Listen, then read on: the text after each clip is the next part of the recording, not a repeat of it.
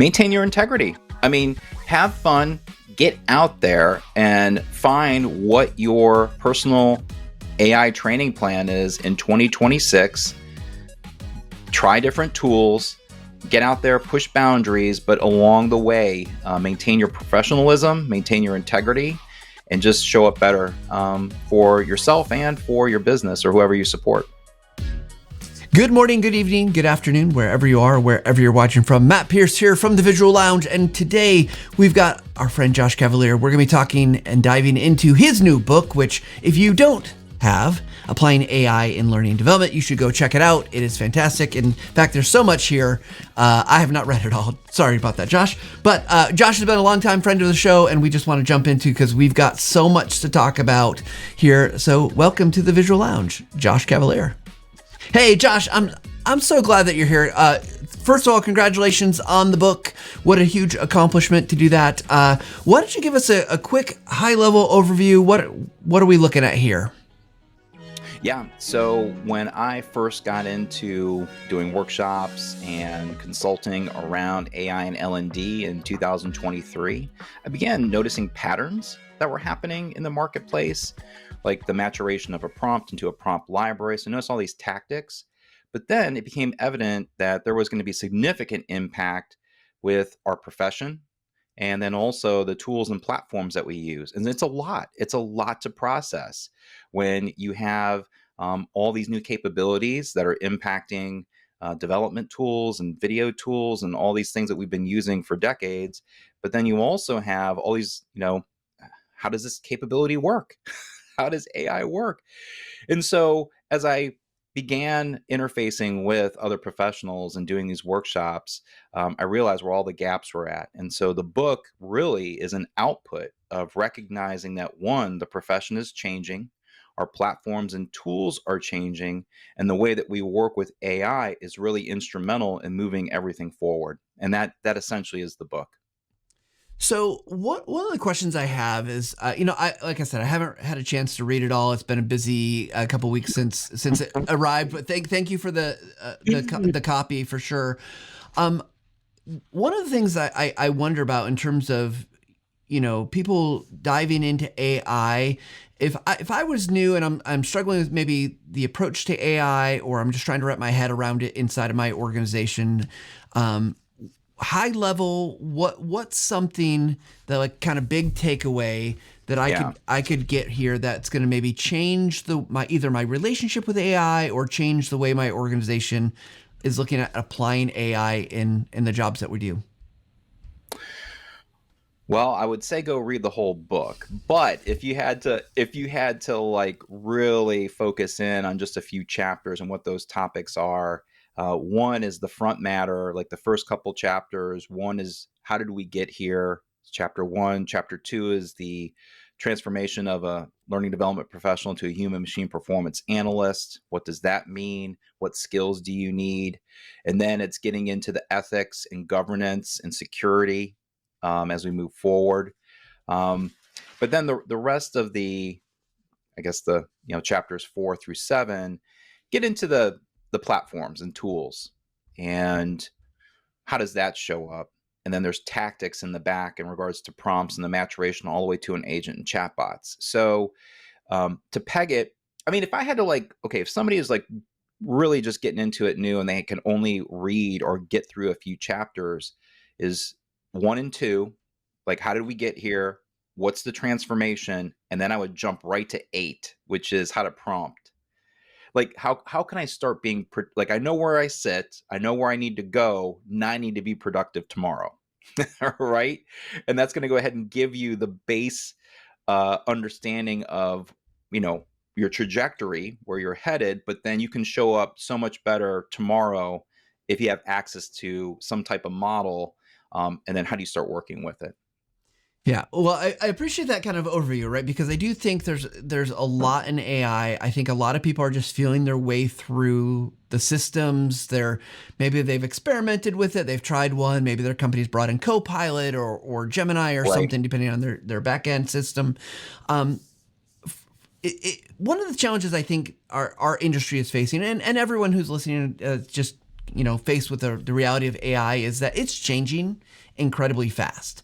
I know I've seen stuff that you've posted and Sam Rogers have been posting about, I'm not even sure if I'm going to say this right, Nana Banana Pants. I don't remember. I don't even know the name of it. It's Nano Banana. Yes. Yep, Nano Banana. Right. It seems like everything is just moving at speed where, I mean, look, technology has always changed. It's always changed rather rapidly, but this seems like at a magnitude faster, scale a couple times faster than I think we've seen before. So particularly as you're thinking about like this information, I'm guessing this is pretty evergreen content in terms of solid concepts. But what do you say to us those of us who are just trying to keep up with our day jobs and follow along and maybe be a little bit productive with AI? I get that question all the time. Like, how do I keep up with what's going on? And you have to find your sources of truth. Like you have to sort through all of the noise that's out there and get signal as to what's happening in the marketplace, and be able to understand that whatever happens in the marketplace, how is it going to impact you as a professional? What does that look like? How does it show up? And so for myself, I have my YouTubers that I'll watch either in the morning or while I'm working out or whatever. I have a couple newsletters. I have people that I subscribe to their Substack because they're extremely intelligent and they write all kinds of great content. So you have to find your signals out there. Again, when the sands shift, as they did last week with Gemini 3, Nano Banana Pro, the definition of work outputs changes. Like, how do we get to this work output? You start having new conversations around how do we get to a slide deck? How do we get to this job aid? And when the sands shift, how are you going to react to that? Like, can we get this technology in-house so that we can reconstitute or rethink our workflows to support the business at a different level, right? And that takes effort. Like, you have to be incredibly intentional. And I think one of the skills that everyone needs to acquire, if you don't already have it, is adaptability, is being flexible. And some people don't operate like that. And I get it. You enjoy what you do. You love going in deep and doing the work, but the world is changing around you at an exponential rate, and you have to respond accordingly. And I know that makes individuals very uncomfortable, especially when they've been doing their job or their role for a decade or 2 decades. So this adaptability and the notion or the thought of work is changing, if you lean into it, it's going to be a much easier ride than if you push away and say, no, I don't think this AI thing is for me. So I want to talk about that for a minute, because I do think let's assume someone listening is feeling like, well, I feel fairly adaptable. Like, it's not maybe my strongest suit, but I'm not completely Luddite. Clankers. Sorry, robots. Sorry, AI. And they're making the changes, but I know I've experienced it. Sometimes there's a mismatch between my willingness to do something, my organization's willingness to do something. Sometimes they're ahead, sometimes I'm ahead.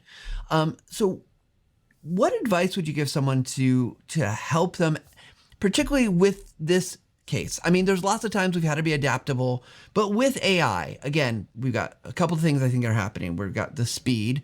We haven't settled on necessarily there's lots of platforms, right? We could talk about Gemini. We could talk about things that OpenAI is doing. We could talk about Claude.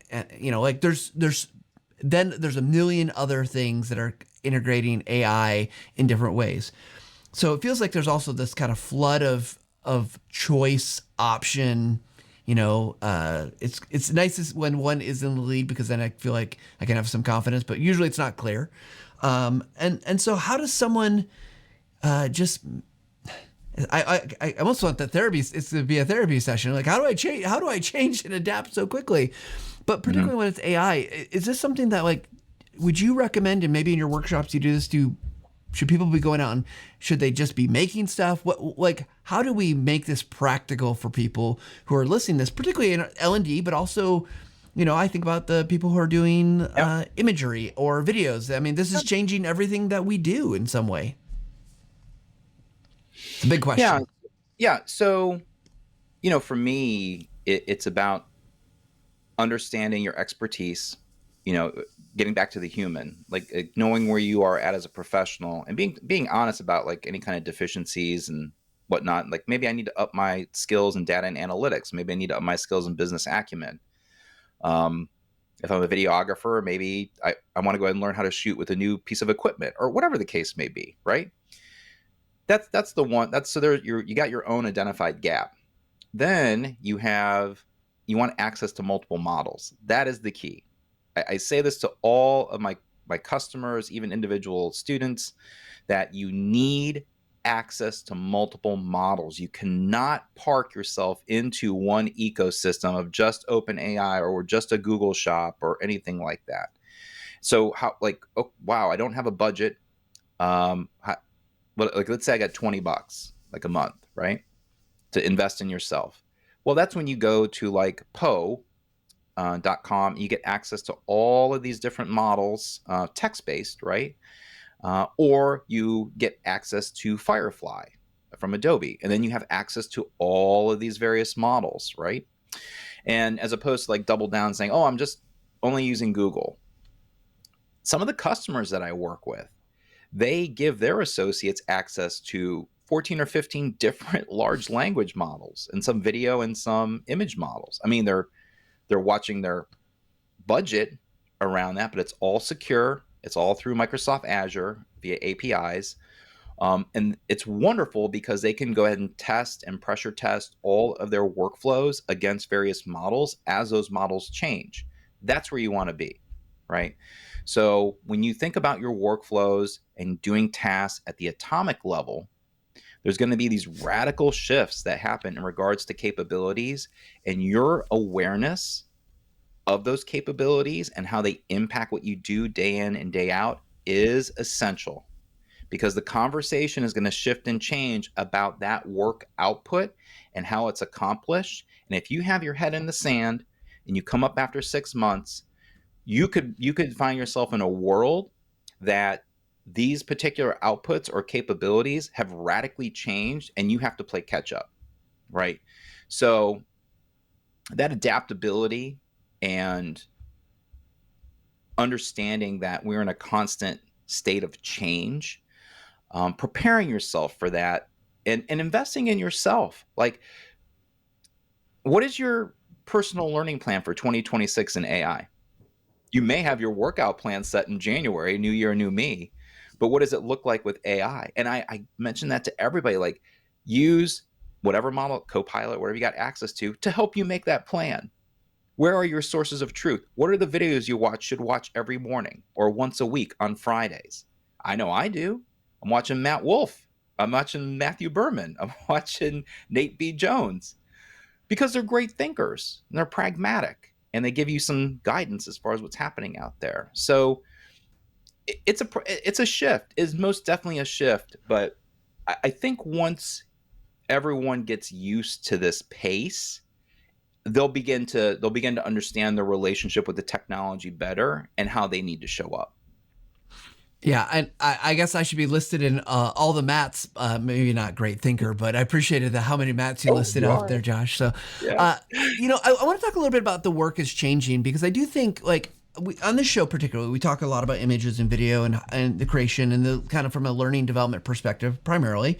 But it is interesting, right? Like the things AI is it's looking like more and more the things that like you would do as an instructional designer traditionally, or if you're, training specialist or video producer or fill in role, is starting to shift already, which I think is really interesting, right? Like, and you said something to me before we got on the call about the bar raising. Can we revisit that? Because I do think that it's interesting for us to think about. One, I think it ties back to the adaptability, but two, I think fundamentally, as you've said now, I think twice, work is changing. And I think that's Right. maybe not clear yet to everyone how that might be or what that might manifest itself like. Any Yeah. thoughts? Yep. So when this when AI first came out, we're getting reports in regards to AI's impact on tasks across various roles, and people became very, very apprehensive. Like, oh my gosh, this is going to completely take my job. And I think what we're actually seeing is a redefinition of the work output and what you do and how you get there. And because this technology is increasingly like it's constantly creating better, highly qualified, actionable outputs, then the bar gets raised for everybody. So for novices that are, maybe I'm not a graphic designer, but my gosh, last week with Nano Banana Pro, I can create an infographic in 10 seconds that is absolutely perfect, and I can use it in my slide deck. That has never happened before. So the bar is now set for those individuals to create picture perfect infographics. Now, let's say I'm a graphic designer. Well, now in my mind, the bar is raised and I'm creating content pipelines, meaning I can go ahead and create an infographic that then feeds into a slide deck, that then feeds into a video script, that then feeds into a multimedia interactive presentation. Because I have all that experience and I know exactly how I'm solving the problems, it just shows up different because you have that experience. That's what we're getting at. And when it comes to specifically learning and development, it's the propagation of learning experiences at scale into work. And as an expert, there are many things that you need to know to make that happen at scale, regardless of what other agents and platforms and what tools do. You have to run policy on these things. You have to vet it out. You have to make sure that it's effective. So, the rising tide lifts all boats. I think with technology, it's the same thing. We're going to have so many professionals that were and Matt, you and I we've done video workshops together where people are just apprehensive about video. Like oh my gosh, there's so many different things that we have to learn. But when you can have a system that can do the lighting, that can do the characters, that can go ahead and set up the scenario, you're getting to the end product that you want, which is a great scenario-based exchange or video. And which is awesome. I mean, it's such an empowering feeling for people when they know they can go ahead and create a pointed solution that impacts the business, that impacts their associates. And that's where they're at, to where now we have a baseline of how professionals are going to show up in regards to media creation.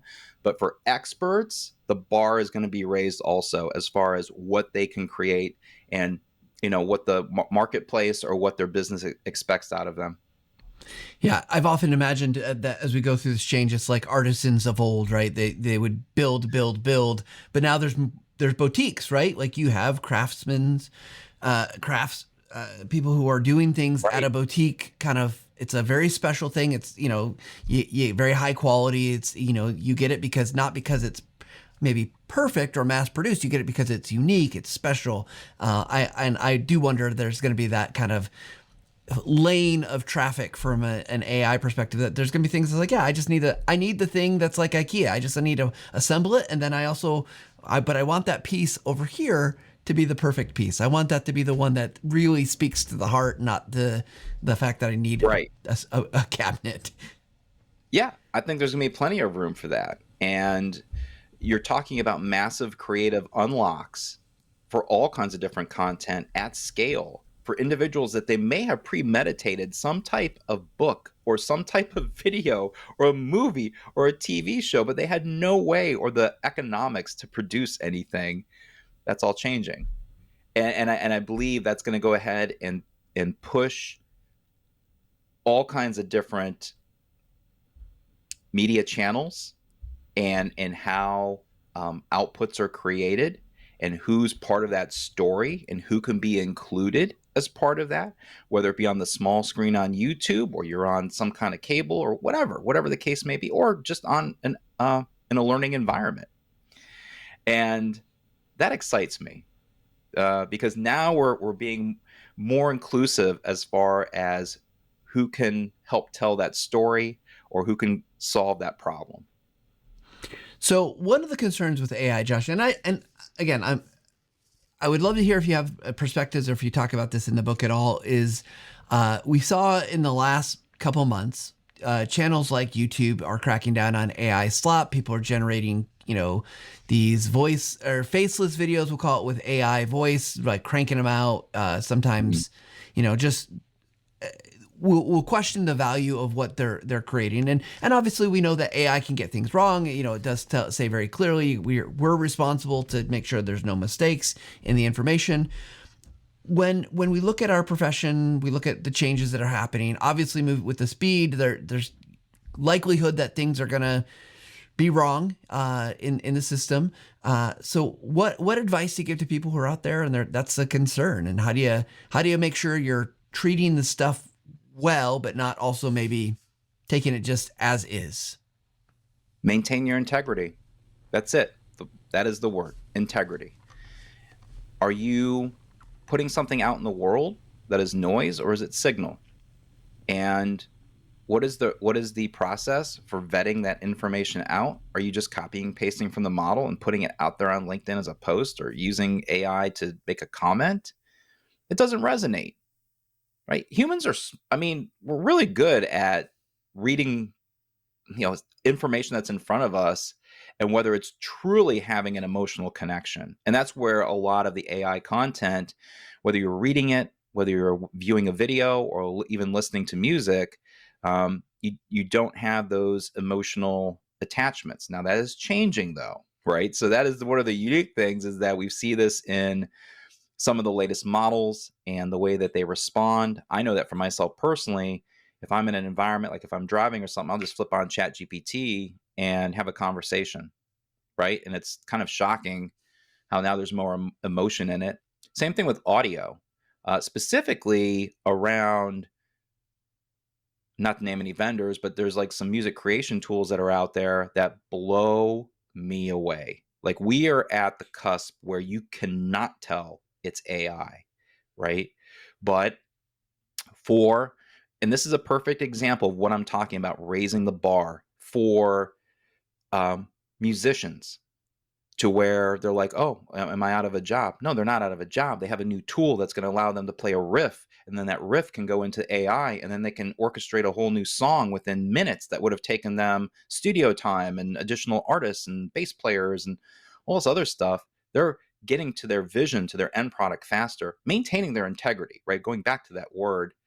And so that will eventually happen with video. So I think, for the effort that we're putting out there to put something out in the world, maintaining your integrity and maintaining the professionalism and consistency is critical, because we're going to have a false sense of security as far as the quality of an output, and you're going to put it out there and it's not going to resonate. Like, you're going to get some negative feedback. And so I think having like rubrics of evaluation are critical, even for your own personal self, or if you're putting some kind of output for your company. If it's AI generated, what does that look like? Like, what is that evaluation rubric? What is the QA around it? And then when you put that out there, do your consumers understand that it was generated by AI? Right? What kind of transparency are you going to put out there? You can put a little note saying, hey, these videos were created by AI or not. Because once an individual understands that it was created by AI, the way that they consume it is completely different than if they start consuming it and they're like, wait, this isn't a human. Mm. We get that a lot with avatar technology, right?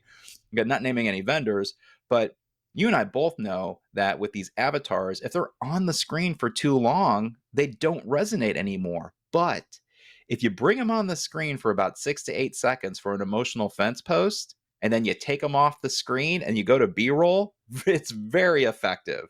You don't even have time to process, was that a real human or not? You're already on to the next thing, and it leaves your short-term memory. So yeah, I keep going back to integrity.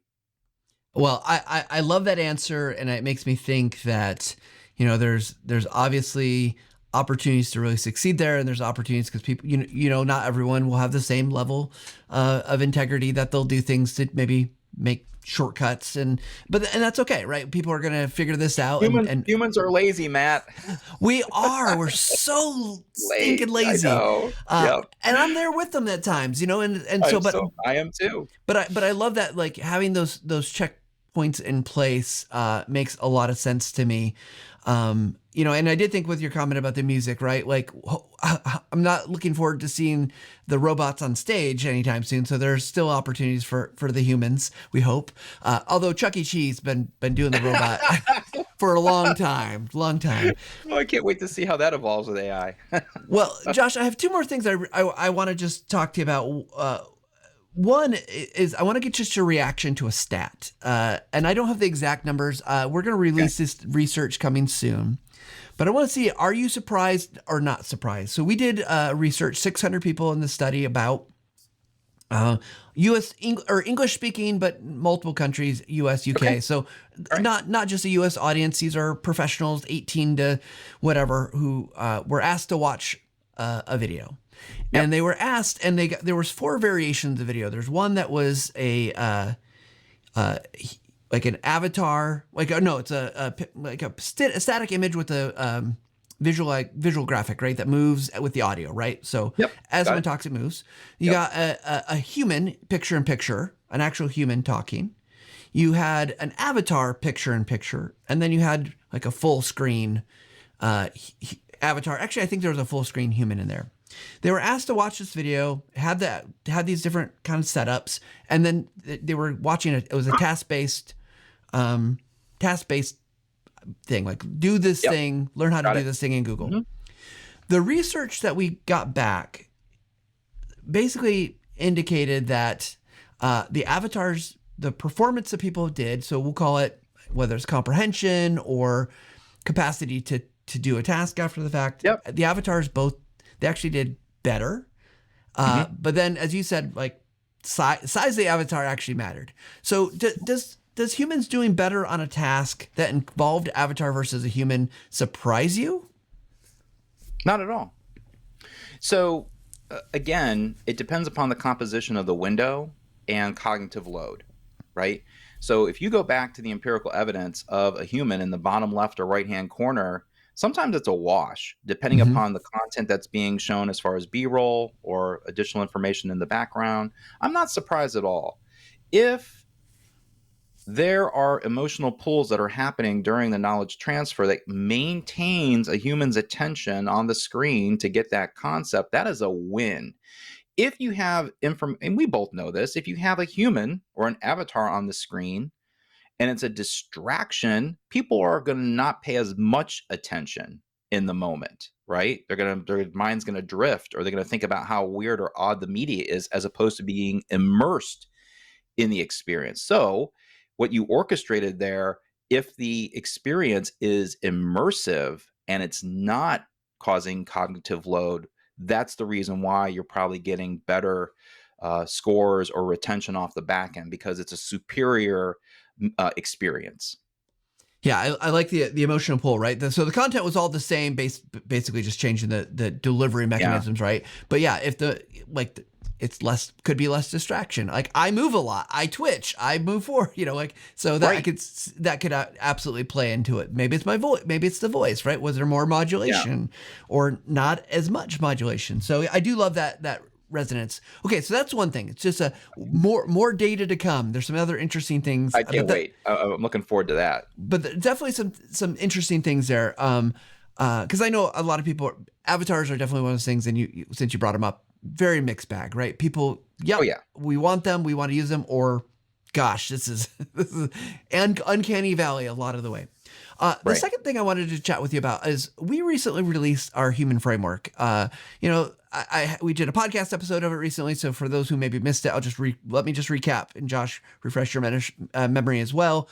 Yep. So it's human is just an acronym. So harness your expertise, understand your audience, make it authentic, not artificial.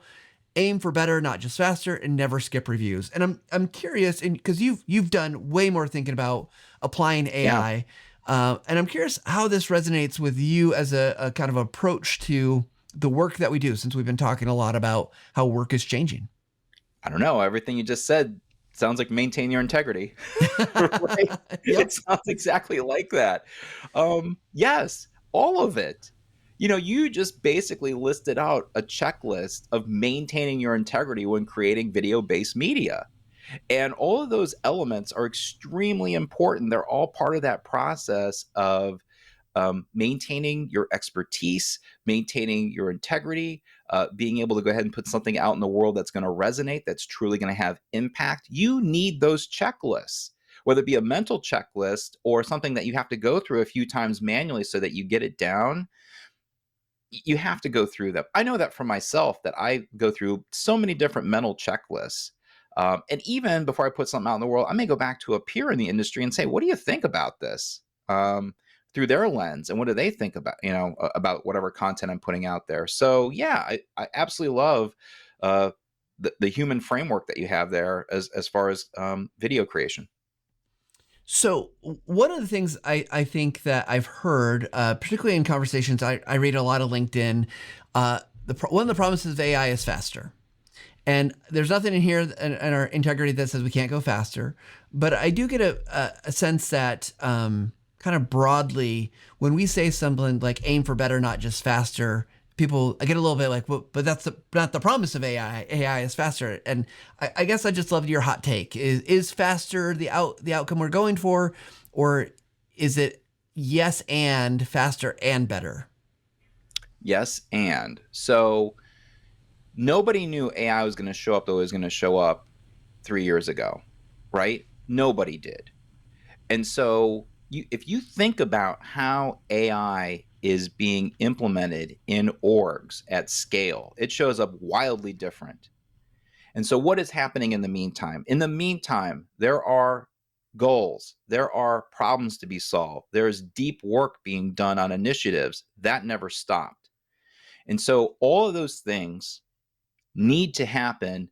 Why not lean into make it faster? Right? I mean, Mm-hmm. obviously maintain your integrity. And there was so many, here's the thing. I read those posts too. And so many of my peers, well, maybe a few peers be like, we shouldn't be focusing in on content creation. There's bigger stories here. I get it, but work needs to get done. Like that 6-month training build, if we can knock a month off of it and we can get back on schedule, my gosh, let's use this AI tool to streamline this workflow. I am all for uh, the reconfiguration of workflows, of being able to go ahead and create content faster, as long as the integrity is maintained and the intention is still there, and you're just not checking a box. And I think that's a qualifier there that's really important, because yes, you do have the abuse of the capability.